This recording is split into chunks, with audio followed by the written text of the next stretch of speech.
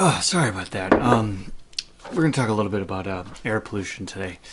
I'm just going to quickly run through what you need to do for this. So you can see here. Whoa. So you're going to start out by going to Brain Pop, and you can see the username and password for our school, and that'll answer these questions.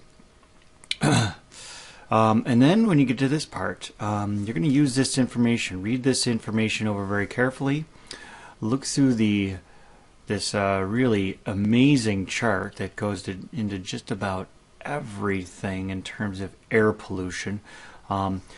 Take note of all these key sources. What are the major problems are in these boxes here. The arrows actually represent the gases. So the sources are down here, the gases are the arrows, and the boxes represent the problem. Pretty cool little chart there. And then they'll use that to answer all these questions right in here, including the chart. Okay, ozone depletion. You're going to use this information here. Answer those questions.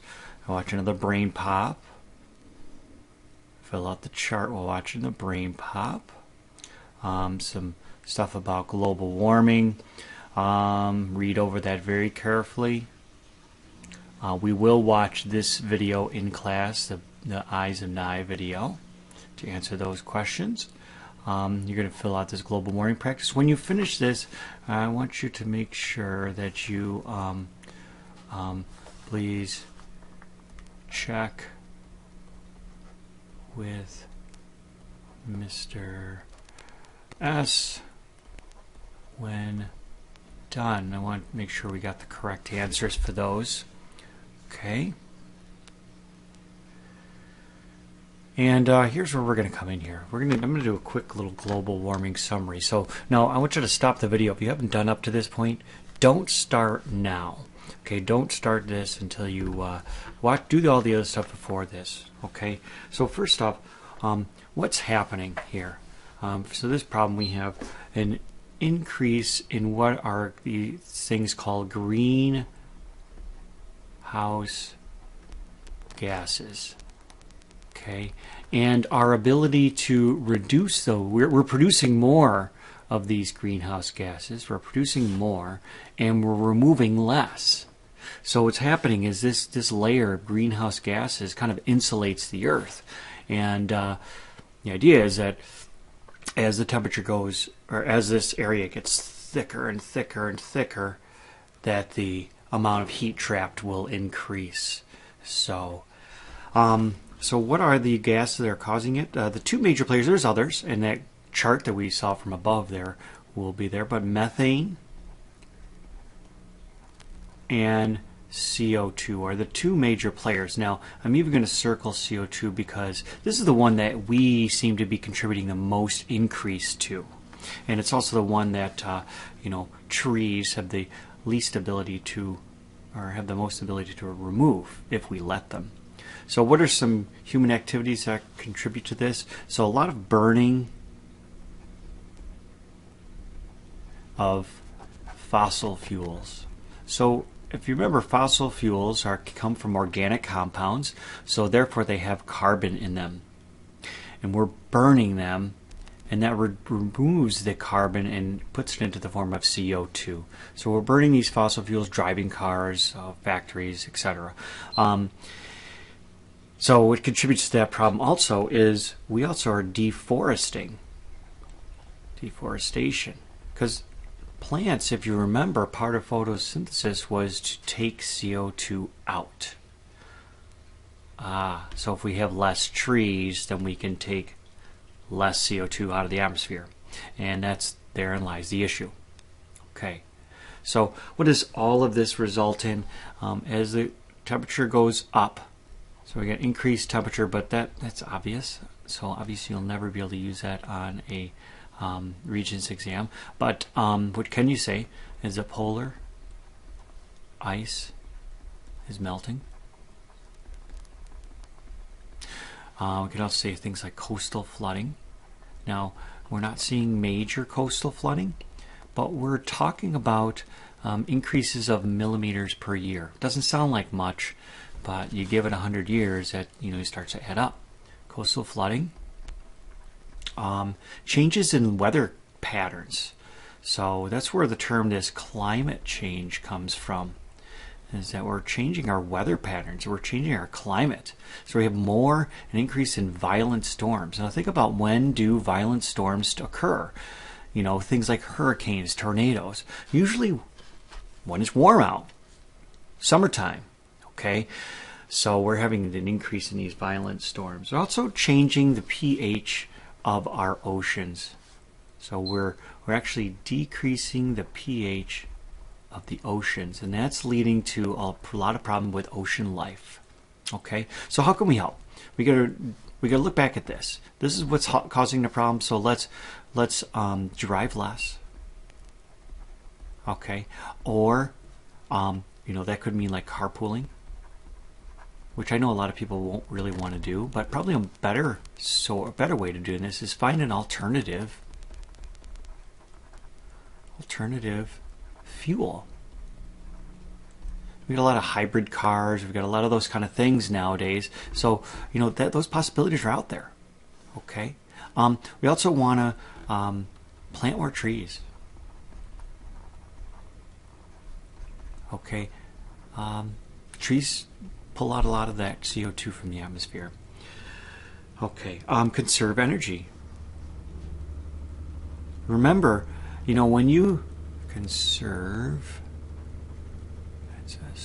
energy, when you flip on that light switch, that electricity is coming from some sort of power plant, and that power plant, when it comes down to it, is burning fossil fuels to create that energy. For the most part, we're getting more and more increases in these alternative energies. So one thing I like about looking at the gas and electric bill is, once in a while they'll tell you, well, you have this much percentage come from this power source and this power source, etc. So that kind of is a good thing. So I like to see what we're doing there. Okay. All right. So you have to watch this video, Vertasium. You'll like that guy. At least I like that guy. Those two questions, and then some misconceptions about global warming. Another Vertasium video. Both of these are going to be found on the classroom website. Write down the misconceptions, the 13 misconceptions he mentions, and what the actual truth is. He's kind of like interviewing himself on that one. Acid rain. You're just going to basically, well, let me give you this part here. So we have a scale here, acid rain scale. 7 is going to be neutral. It goes from 1 to 14. Okay, so this is going to be like water, and this is neutral. Okay, over here is very basic. You might see the term alkaline used, and over here is acidic. Okay, lemon juice over here, coffee.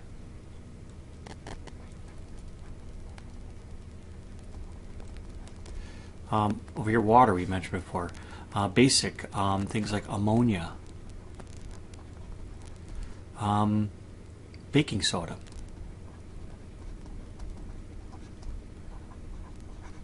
Limestone. Okay. Okay. Let's go on here. So a lot of this you're going to read. Answer the questions. Read, answer the questions. Read, answer the questions. Okay, remember, when in doubt, go to your Fox book. Okay, keep scrolling down. Alright, so let's do a quick summary. Again, if you have not completed everything up to this point, do so now and then come back to this video. So, acid rain, we got to think about, well, what's actually happening here? What happens is we have an increase in sulfur and nitrogen compounds released into the atmosphere. And what that does, it mixes with the rainwater, and the rainwater and the nitrogen and sulfur substances will then produce acid rain. Now, interesting to note is that normal rain is about 5.6, which is slightly acidic. So anything below that, we're really talking about acid rain. Okay, so what are some activities that can contribute to the problem? Again, burning fossil fuels. We really got to get away from those fossil fuels because they really are one of the biggest problem that we have today, and it's causing our environment. If we can get rid of those fossil fuels, boy, a lot of these environmental problems will start to slip away. Especially in the factory region in this one. Less so with the burning or driving cars, but it still contributes quite a bit. Okay, what does it result in? A couple things. The rainwater that's acidic will damage plants, or at least leave it susceptible to be attacked. Okay.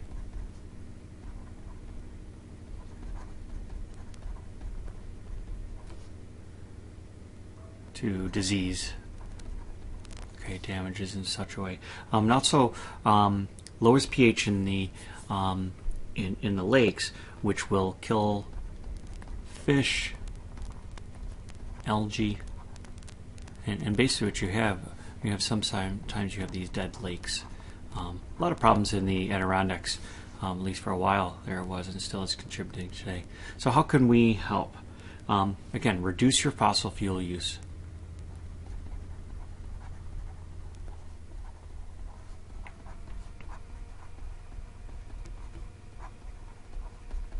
Okay, drive less, or use alternatives.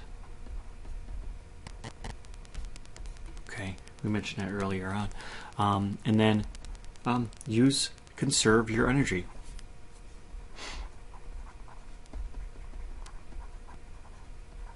Okay, and then you're just going to answer these questions. Again, once you finish these questions, make sure you see Mr. S when done. Let's make sure we got the correct answers.